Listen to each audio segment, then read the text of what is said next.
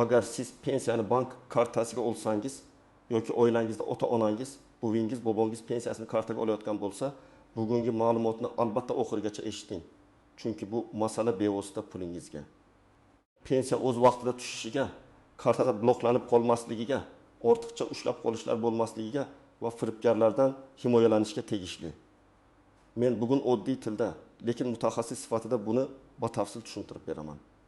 Hozirning o'zida kanalga obuna bo'ling, videoga like bosing, chunki bunday ma'lumotlar har bir xonadonga kerak bo'ladi. Avvallari ko'pchilik pensiyani naqd pul shaklida olardi. Mahallaga yoki uyga pul olib kelinardi. Ba'zan pochta orqali tarqatilardi. Pensioner imzo qo'yardi va pulini olardi. Bu tizimning qulay tomoni shuki, yoshi katta odam bankka borishga majbur bo'lmasdi. Lekin muammolari ham ko'p edi. Pul kechikishi mumkin edi.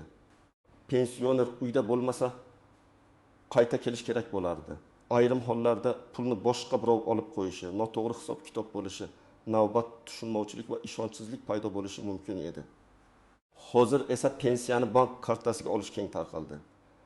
Bu zamonaviy va qulay usul. Pul belgilangan vaqtda kartaga tushadi. Pensioner istasa bankomatdan yechadi, istasa do'konda to'lov qiladi, istasa kommunal xizmatlar, telefon. Dori-darmon uchun karta orqali to'laydi. Lekin mana shu joyda juda muhim narsa bor. Karta qulay bo'lgani bilan uni to'g'ri ishlatishni bilmasangiz, pulingiz xavf ostida qolishi mumkin. Karta muddati tugaydi, PIN kod yo'qoladi. Bankomat pul bermaydi, SMS kelmaydi, karta bloklanadi. Qarzdorlik bo'lsa yechim boshqacha bo'ladi. Eng yomoni firibgarlar qo'ng'iroq qilib, pulingizni himoya qilamiz deb kartadagi mablag'ni yechib olishi mumkin. Men ko'p holatlarda odamlar muammoni pensiya tizimidan deb o'ylashini ko'raman.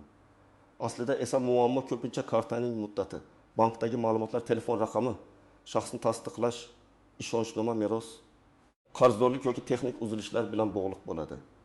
Shuning uchun bu mavzuni faqat pensiya tushdimi yoki tushmadimi deb qarash noto'g'ri. Bu yerda bank, pensiya jamg'armasi, pensionerning hujjatlari, telefon raqami, kartaning holati va xavfsizlik qoidalari bir-biriga bog'langan. Oldin pensioner naqd pul kutgan bo'lsa, hozir u ko'p hollarda kartaga bog'langan tizimda yashayapti. Ya'ni pensiya hisoblanadi. Tegishli tashkilot tomonidan to'lov ro'yxati shakllanadi. Bankka yuboriladi. Bank esa pulni kartaga o'tkazadi. Agar shu zanjirning biror joyida ma'lumot mos kelmasa, pul tushishi kechikishi yoki vaqtincha to'xtab turishi mumkin. Masalan, pensionerning pasporti yangilangan, lekin bankdagi ma'lumot eski bo'lib qolgan. Bunday vaziyatda bank ayrim operatsiyalarni cheklashi mumkin. Yoki karta muddati tugagan, pensioner esa buni bilmaydi. Karta ustida oy va yil yozilgan bo'ladi.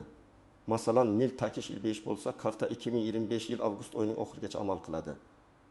Muddat tugagandan keyin karta orqali to'lov qilish, bankomatdan pul yechish yoki ayrim xizmatlardan foydalanish muammo tug'dirishi mumkin. Pul hisobda turadi, yo'qolmaydi, lekin undan foydalanish uchun kartani yangilash kerak bo'ladi. Yana bir muhim o'zgarish. Ko'pchilik bank mobil ilovalaridan foydalanmoqda. Bu yaxshi. Lekin yoshi katta odamlar telefonni farzandlariga, qo'shnisiga yoki tanishiga berib qo'yishi mumkin. Telefon raqami kartaga ulangan bo'lsa, SMS kod keladi. SMS kod esa kalit bilan teng. Kim SMS kodni olsa, ko'p hollarda pulni boshqarish imkoniga ega bo'ladi. Shuning uchun men doim aytaman. Pensiya kartasi oddiy plastik emas. Bu pensionerning oylik daromadi saqlanadigan shaxsiy moliyaviy hujjatdir. Birinchi navbatda yolg'iz yashaydigan pensionerlar ehtiyot bo'lish kerak. Chunki ular ko'pincha bankka borishda, bankomatdan pul yechishda. Telefon ilovasini ishlatishda boshqa odamdan yordam so'raydi. Yordam berayotgan odam halol bo'lishi mumkin.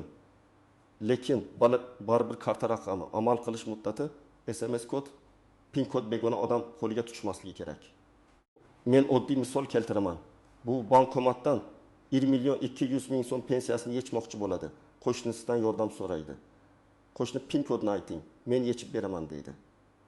Agar pensioner PIN kodni ovoz chiqarib aytsa, keyin karta qo'shnining qo'lida qolmasa ham xavf paydo bo'ladi. To'g'ri yo'l pensioner PIN kodni o'zi bosishi, yordamchi esa faqat tugmalarni ko'rsatishi kerak. Ikkinchi guruh kartasini farzandiga berib qo'ygan pensionerlar. Ko'pchilik oilalarda bu odatiy hol. Ota yoki ona pensiya kartasini o'g'liga, qiziga beradi, "Doğru olib kel, kommunal to'lovni to'la" deydi. Agar oila ichida ishonch bo'lsa ham bu masalada tartib bo'lish kerak. Chunki keyin pensiyamdan qancha qoldi, nima uchun pul kamaygan, kim yechdi degan savollar chiqadi. Men tavsiya qilaman, har oy pensiya tushgan kun qancha tushgani, qancha yechilgani va nima uchun sarflangani oddiy daftar yoki telefon yozuvida qayd etilsin. Masalan, 20 milyon burchi 1 ming so'm tushdi, 300 ming so'm dori, Büyükdaftar 1000 so'm elektr va gaz, 200 ming so'm oziq ovqat, 5 ming so'm naqd yechildi, qoldiq 2,7 ming so'm. Bu kichkina tartib oiladagi ko'p tushunmovchiliklarni oldini oladi. Uchinchi guruh qarzdorligi bor pensionerlar. Ba'zi odamlar kredit olgan bo'ladi, kommunal qarzdorlik bo'ladi. Aliment yoki sud qarori bo'yicha ushlab qolish bo'lishi mumkin. Bu yerda har bir holat alohida ko'riladi. Pensiya to'liq himoyalangan, undan hech narsa ushlab qolinmaydi deb o'ylash noto'g'ri. Qonunchilikda ayrim hollarda ijro hujjatlari asosida daromaddan ushlab qolish bo'lishi mumkin. Lekin bu ushlab qolish ham cheksiz bo'lmasligi belgilangan tartib va me'yorlarga amal qilinishi kerak.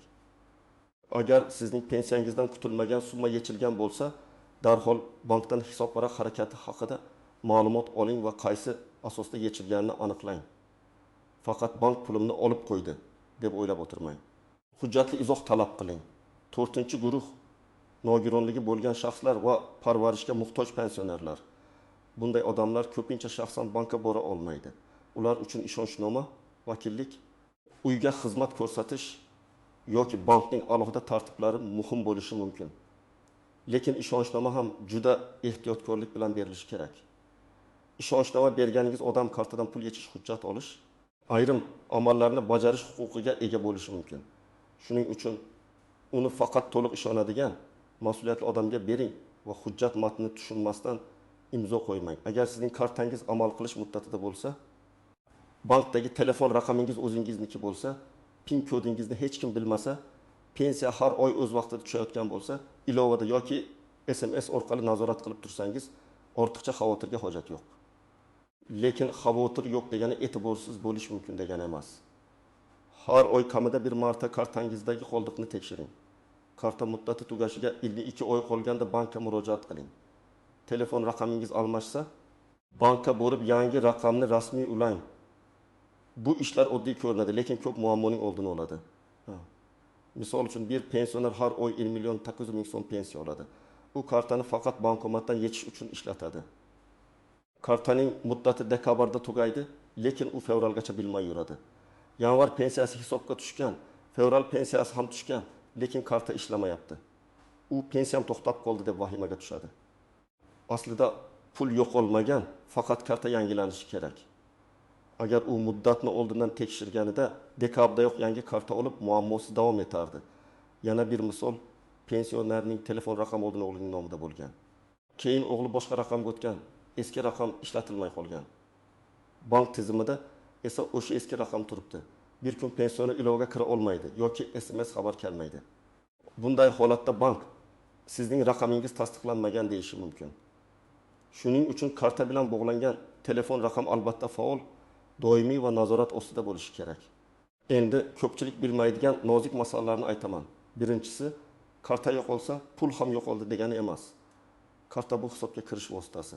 Agar karta yo'qolsa, darhol bankka qo'ng'iroq qilib yoki bank bo'limiga borib bloklatish kerak. Keyin yangi karta chiqariladi. Hisobdagi pul saqlanib qoladi. Lekin vaqtni cho'zsangiz, karta topgan odam PIN kodni bilmasa ham, ayrim onlayn operatsiyalar yoki kontaktles to'lovlar orqali xavf tug'dirishi mumkin. Shuning uchun karta yo'qolganini sezgan zahoti birinchi ish bloklatish, ikkinchisi PIN kodni karta bilan bir joyda saqlamaslik. Juda ko'p pensionerlar PIN kodni qog'ozga yozib, kartaning ichiga, hamyoniga yoki telefon g'ilofiga solib qo'yadi.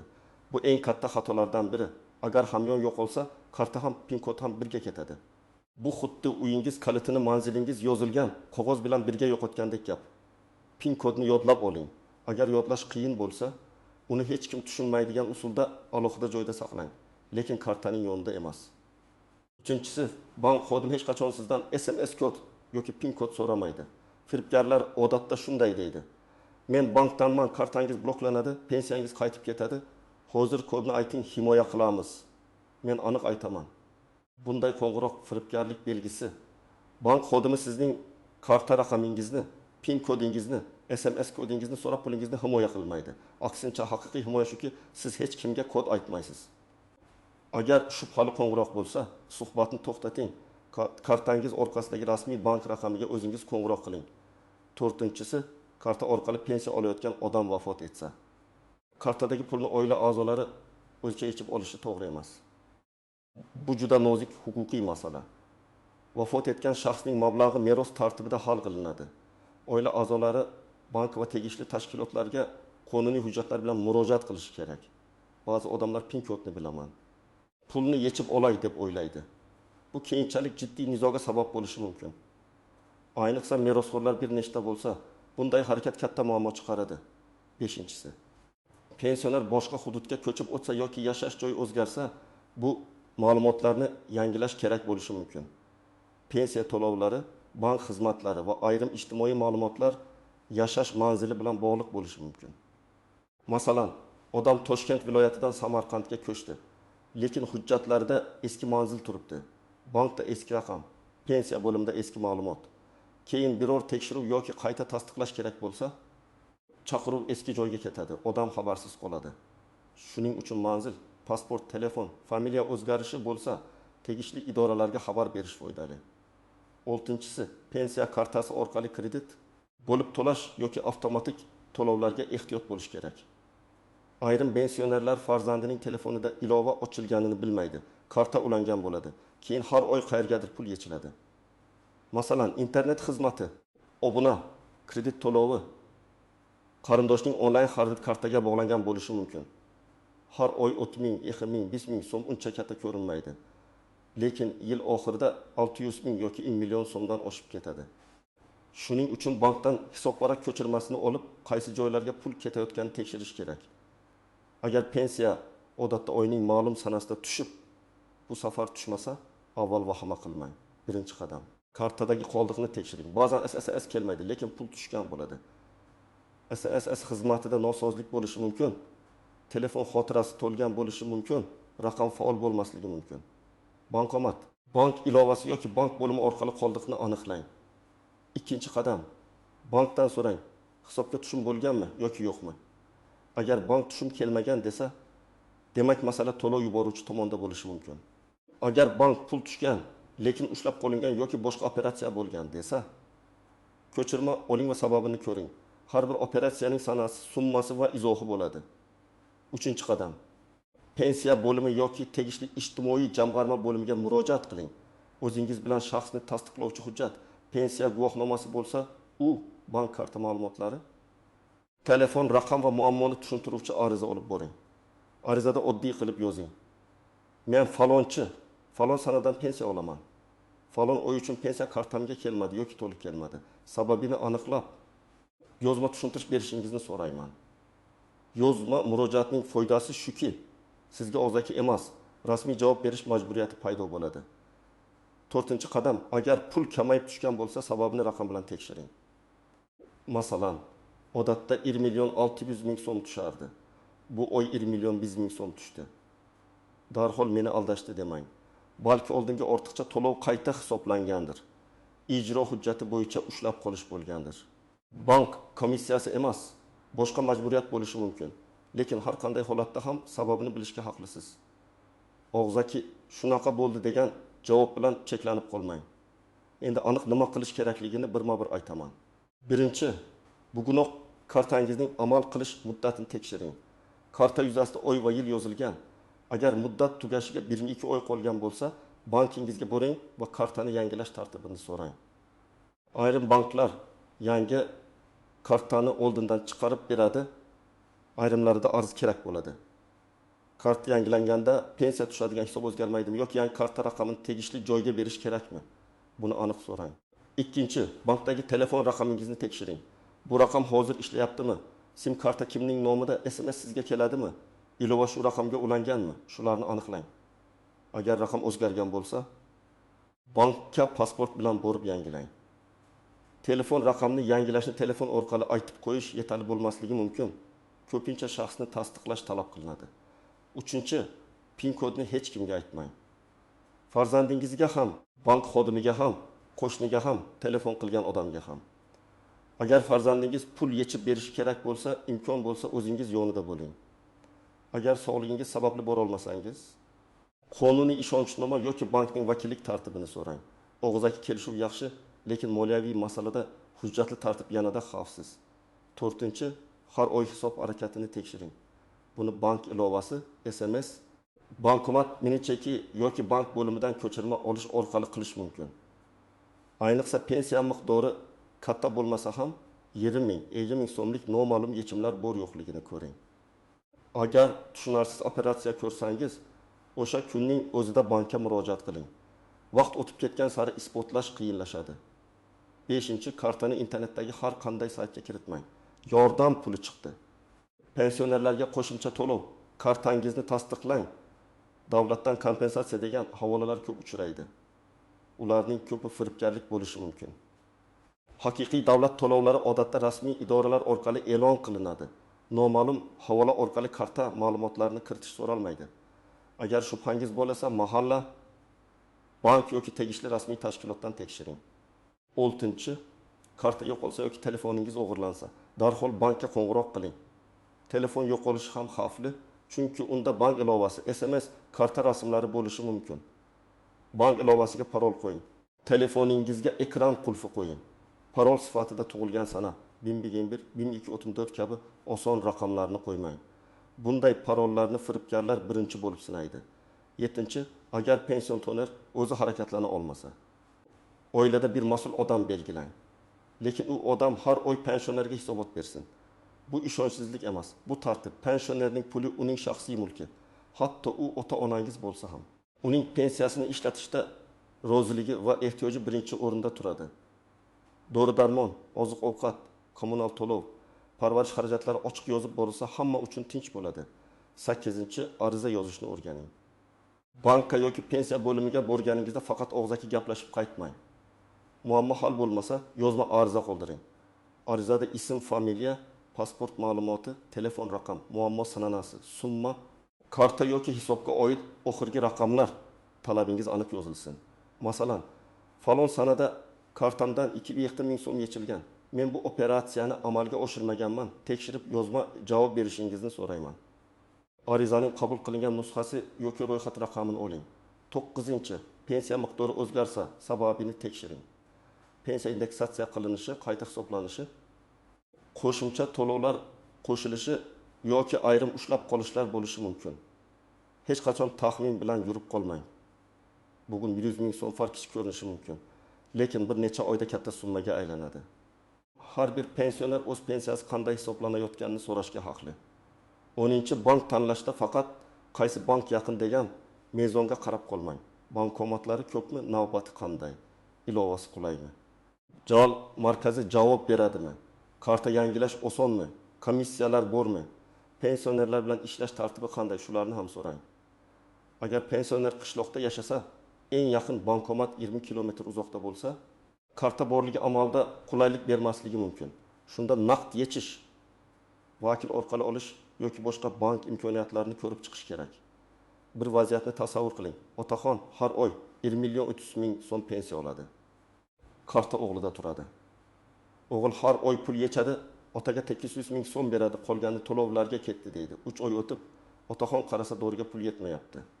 Bu yerda janjal chiqmasligi uchun eng boshidan hisob yuritish kerak edi. Agar har oy chek yoki yozuv bo'lsa, ham ota xotirjam, ham farzand xotirjam bo'lardi. Yana bir vaziyat, onaxonning telefoniga qo'ng'iroq bo'ladi. Sizga pensioner sifatida qo'shimcha yordam puli tushadi. Kartangizni tasdiqlash kerak deyishadi. Onaxon karta raqamini, muddatini, SMS kodini aytadi. 5 daqiqadan keyin kartadagi 900 ming so'm yechiladi. Bu holatda eng achinarlisi, firibgar juda shirin gapiradi. O'zini rasmiy xodimdek tutadi, shoshiltiradi. Shuning uchun men doim bir qo'ydan takrorlayman. Shoshiltirishsa, qo'rqitsa, kod so'rashsa, demak to'xtash kerak. Yana bir misol. Pensioner bankomatdan pul yechmoqchi, bankomat kartini yutib qo'ydi. Bunday paytda bankomatni urish, yonidagilarga pin kodni aytish yoki va'ma qilish kerak emas. Bankomat qaysi bankniki ekanini ko'ring. Bankning rasmiy raqamiga qo'ng'iroq qiling. Kartani bloklatish kerakmi? Qachon olish mumkin? Shuni so'rang. Agar bankomat boshqa bankniki bo'lsa, jarayon biroz vaqt olishi mumkin. Shuning uchun katta summani yechishda bank bo'limi yonidagi bankomatdan foydalanish xavfsizroq. Yana bir vaziyat. Pensiya tushgan kuni pensioner butun pulni birdan yechib uyda saqlaydi. Bu ham xavfli. Uyga o'g'ri tushishi, pul yo'qolishi, noto'g'ri sarflanishi mumkin. Albatta, kimdir naqd pulni yaxshi ko'radi. Bu tushunarli. Lekin barcha pulni bir joyda saqlash tavsiya etilmaydi. Zarur qismini naqd qoldirib, qolganini kartada saqlash yoki ehtiyojga qarab bosqichma-bosqich yetish ma'qul. Demak, pensiyani kartaga olish qulay, tez va zamonaviy. Lekin bu qulaylik xavfsizlik qoidalarini bilgan odam uchun foydali bo'ladi. Karta muddati. Telefon raqami, PIN kod, SMS kod, bank ko'chirmasi, ishonchnoma, qarzdorlik, firibgarlik va yozma murojaat masalalariga befarq bo'lmaslik kerak. Men mutaxassis sifatida sizga shuni aytaman. Pensiya kartangizni oddiy plastik deb emas, daromadingiz va huquqingizni himoya qiladigan muhim moliyaviy vosita deb qarang. Agar pensiya kechiksa, avval qoldiqni tekshiring. Keyin bankdan ma'lumot oling. Undan so'ng tegishli pensiya bo'limiga yozma murojaat qiling. Agar kartadan pul yo'qolsa, darhol bankka xabar bering. Agar kimdir SMS kod so'rasa, suhbatni to'xtating. Agar karta muddati tugayotgan bo'lsa, oldindan yangilang. Agar oilada pensionerning kartasini boshqa odam ishlatayotgan bo'lsa, albatta ochiq hisob-kitob yuriting. Sizningcha pensiyani kartaga olish qulaymi yoki naqd olish yaxshiroqmi?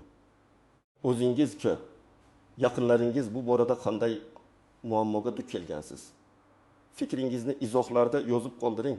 Boshqalar ham tajribangizdan foydalansin. Videoga like bosing, kanalga obuna bo'ling va yaqinlaringizga ham yuboring. Chunki bu ma'lumot pensiya oladigan har bir inson uchun juda muhim.